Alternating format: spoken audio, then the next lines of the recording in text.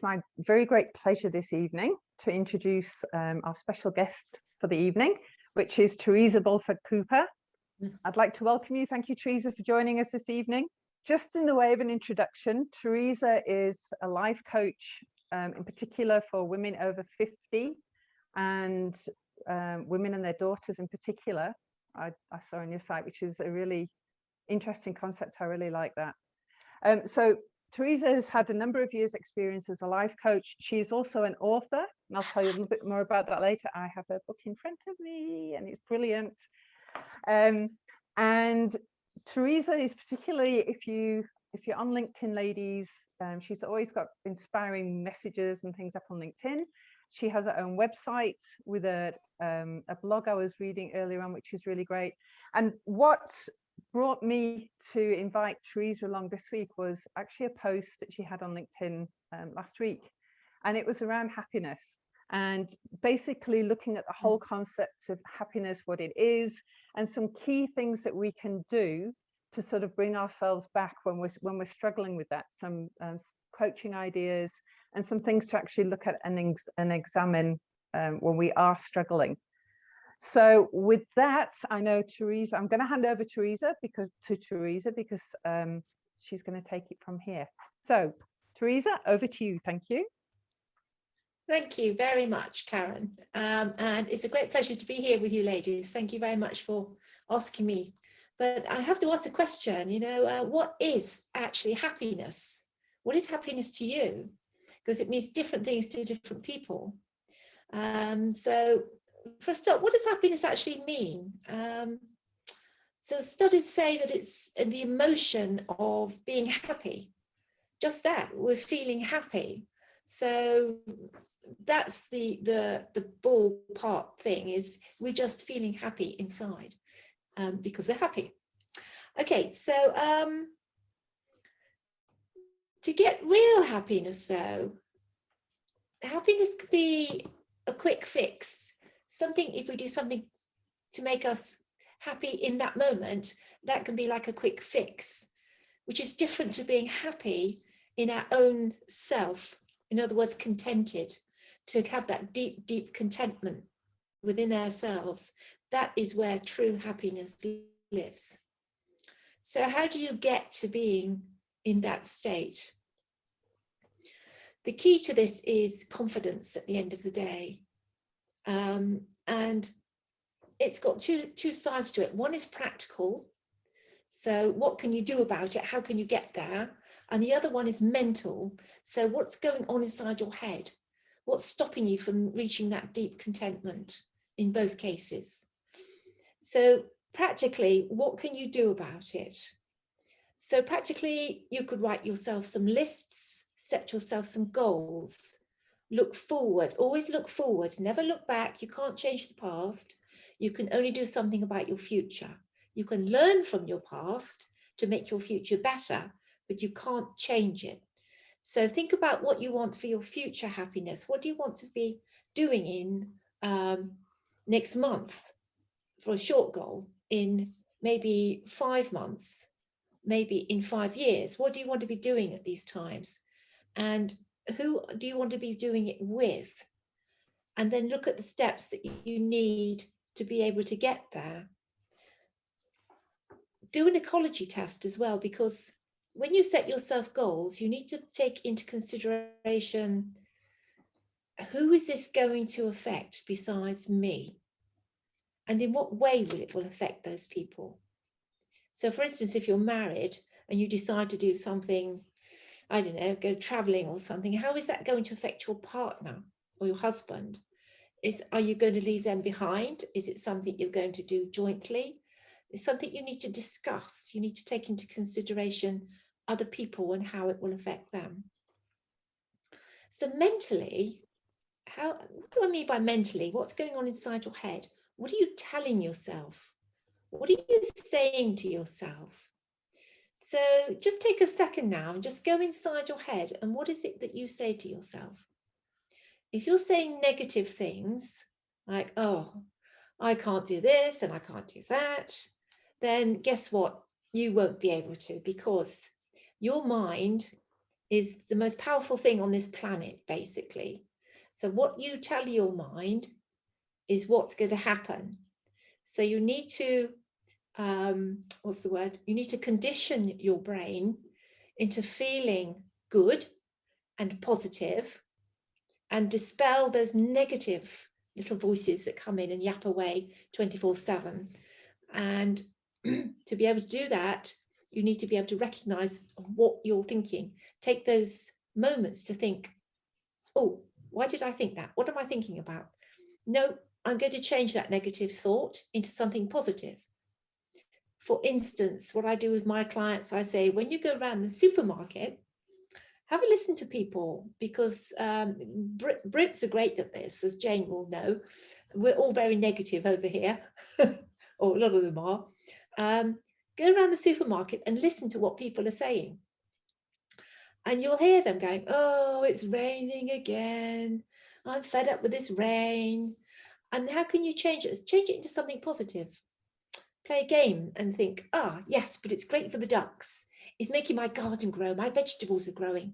Turn it into something positive.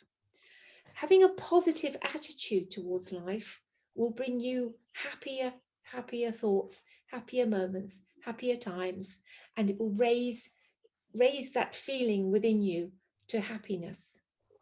So I'll go back to that confidence thing now. How do you get to be confident? You need to feel happy in your own skin. So you need that confidence to be able to feel happy in your own skin, and know that you are good enough.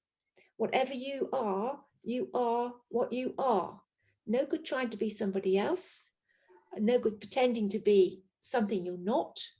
Just be your authentic you, and you will become at one with yourself in your own skin and become happier within yourself. So when you have that inner happiness, that will immediately bring you confidence, because you are now, as Anna said, you are grounded. You are grounded in a good, confident manner. And that's a good stepping stone to start jumping out or stepping out of your comfort zone, which will make you even more confident and make you even more happier, because you're doing things that you want to be doing. Those things you're ticking off on your goal list, you'll be able to go out and do those things because you've become more confident, which goes back to that happiness and contentment, deep contentment within you. So am I making sense here, ladies? Please can I have some feedback, or if you have any questions? I've got a question. I too try and stay positive in everything and try and see that rather than the negative, because it can just make you feel so obviously sad and upset when you focus on those. When it is obviously something that is a lot more difficult, how can you kind of stay happy or lift yourself up in those situations when it's kind of almost impossible to try and see a positive? It depends on the situation, Anna. I can't possibly say unless I know. Do you want to give me a situation that it might happen in? I don't know. Again, there's the extreme ones when maybe you've lost a friend or a family member, or I don't know, you've applied to lots of jobs, but maybe you're not getting any answers or replies. Obviously, there are a few different ones, but what would you do what would you tell your kind of clients or for us in a situation like that, how to stay? That's a good question. Okay, in the first one, if you've lost a partner or a relative, that's grieving and that's normal. And I would not suggest you go out and try to make yourself feel happy, because that's not going to be authentic. You need to go through the grieving process in that case. So that's quite natural and normal to feel a bit low there. So I wouldn't change that, because it's what's supposed to be happening. If, on the other hand, you're applying for jobs and you're getting a bit down because you're not getting anything, okay, so the right job hasn't come up for you yet. It's out there, you just have to keep going. And my science teacher actually told me when I was studying for my degree once upon a time, a while ago, my chemistry teacher told me, because I was sitting there pulling my hair out because I just couldn't understand what the heck she was on about, trying to show me all these formulas and things. I'm like, oh, gosh, I have no idea what's going on. And I was crying, I was pulling my hair out, sitting on the stool, which was pretty embarrassing because I was a mature student at the time. But I had no idea. So I was really out of my depth. But you know what she said to me? Teresa, it's not the clever ones that make it. It's those people that just keep going. So keep going. And that's my one takeaway thing in life. Just keep going. It will come. If you put in the work, if you put in the effort, it will come. Don't give up. Don't ever give up. Does that help, Anna? Yes, thank you. I wanted to ask, are there any practical task or or exercise that you give your client that maybe we can do at home, like a task? Because not like something that when I wake up in the morning I can do just to get by through the days or through the week. So what I would do if I were you, I would go back and look at my values in life and beliefs. What are your values? What's important to you? What will bring you happiness? What will make you happy? What do you feel inside? What's the authentic you? What is it that you need? There's something that's missing. Because if you're not enthusiastic about life, there is something missing and that you're not quite finding yet. So I would go back to look at what is it that I want in life, or what you want in life. What do you want to get out of life? What makes you happy? What sets you on fire? What is it that gives you, what will give you that thing to jump out of bed in the morning and enthusiasm to get through the day? Something's missing. Go back, track back, go to your inner self. What will make me happy? What is it that I really want in life? And dare to dream. Dream big. Because as I said before, your mind is the most powerful thing on this planet. If you can dream it and it's practical, you can do it. You just need to find the steps to be able to get there one step at a time, and don't overwhelm yourself with those steps. Do it slowly, slowly, gently. Is that any help, Londiwi? Yes, thank you. So we were talking earlier about ways to pick yourself up, to get yourself out of situations and things. And somebody mentioned, I think it was Cassie, I'm not sure, about movement. And that is a great way to change your state. The way that you're thinking is just literally to move.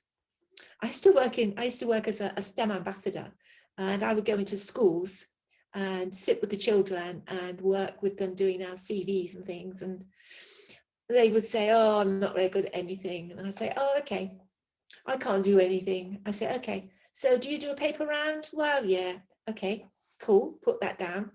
Do you do this? Do you do that? Oh, yeah. And then they would suddenly come to life, realizing that they have actually got all these skills under their belt already.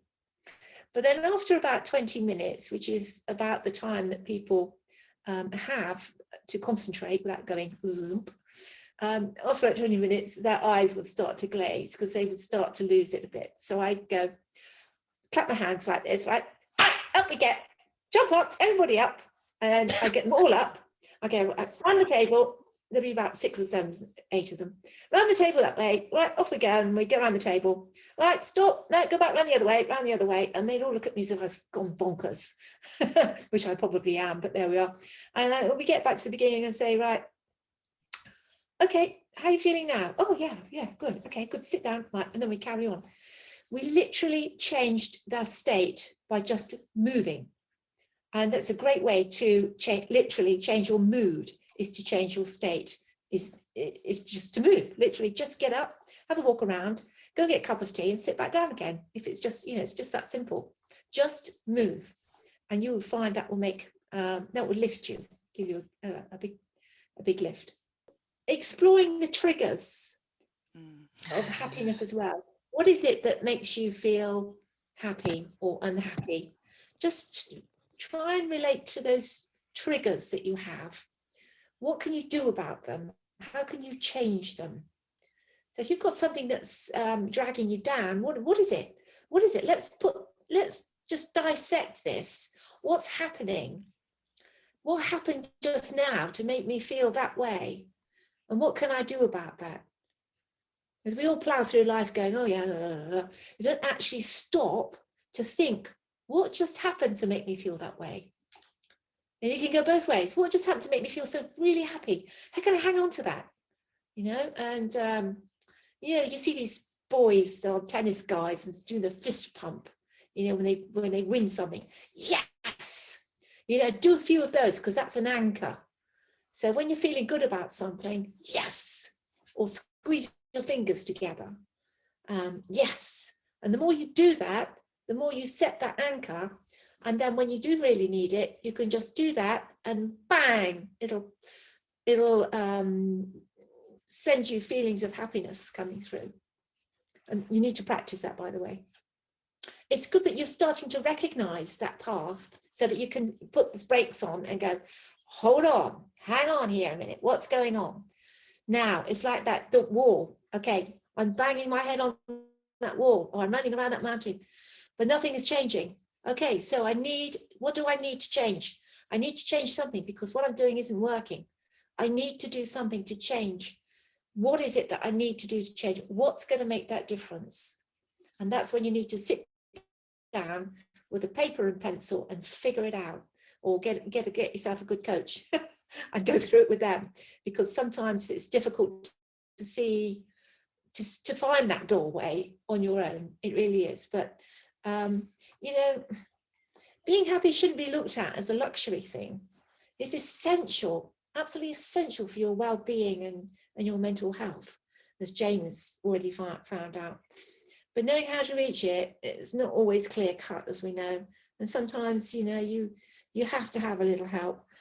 Talk to a friend, you know, talk to, I'll tell you one thing I advise people that know each other well. I have a really good friend like Karen and Jane here. This would work well for you too.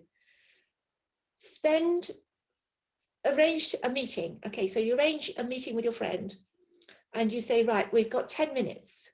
5 minutes of that is, for instance, going to be Karen talking, and Jane would not interrupt. She would just listen. And Karen can pour her heart out and not have any feedback, not have any comments whatsoever or judgment whatsoever, and just be able to speak. And then the time is up, put a ringer on or a timer or something, and then it would be Jane's 5 minutes to talk. And you do the same thing. Jane would talk for 5 minutes about anything she wanted to talk about, and Karen would just listen, be non-judgmental, say nothing. So you're literally being listened to and you're getting it out, because this is the big thing, is get it out. And this is what people are realizing. You need to talk to people. You need to get it out there. Don't bottle it up. And that's a really good way of doing that, because it's really important, though, not to interrupt each other, okay, and not be judgmental at the end of it. You just say, great, that was a great talk. Thanks very much. I'll see you next week. Okay, so that's a really good technique that you could use. So, of course, once you find your happiness, your inner contentment and happiness, and how do you keep hold of it? Well, there you go. This is constant maintenance on figuring out how you're feeling, how you're doing, checking in on yourself. How am I doing today? What did I do today that made me really feel good? What made me feel good about today? Keeping a diary at night, the 3 things that I feel gratitude towards today is always a good one. And one little tip here is, if you want to be positive and happy, surround yourself with positive, happy people, because negative people will suck the very soul out of you. So you need to dump anybody that's negative and bringing you down. I don't mean that you cut off people that need you, but hopefully they have therapists for that help. But what I mean is those people that just come to you to have a good old moan and a groan and are always in that negative place, and they're not happy. You can tell these people, because they're not happy until they've made you feel down and low, and then they skip off feeling great because they've made you feel bad. So you need to get rid of those sort of people in your life. Surround yourself with positive, happy people, and you will be positive and happy too. And I hope you found all that really useful. And if I can help anybody anytime, please just give me a shout. I'm always around on email or whatever. I think your charity is amazing, and I think you ladies are doing absolutely amazing things for everybody around the world. And I feel very privileged to be here with you this evening and being part of your gang. So thank you once again for inviting me.